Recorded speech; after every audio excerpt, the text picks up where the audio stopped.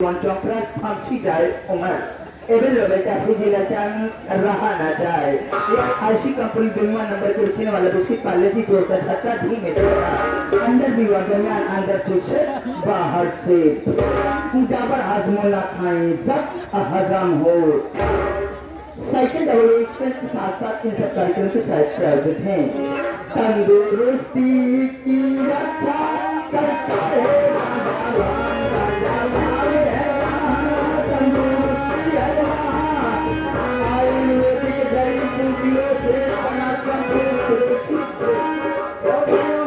brush करने की बात लीजिए दो फूक पहले इस्तेमाल करें गांजा पीने की बात भी शुरुआत करें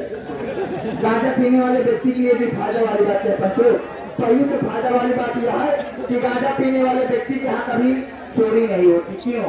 क्योंकि गांजा पीने वाला व्यक्ति रात भर जागते और खांसते बलगम फेंकते रहते हैं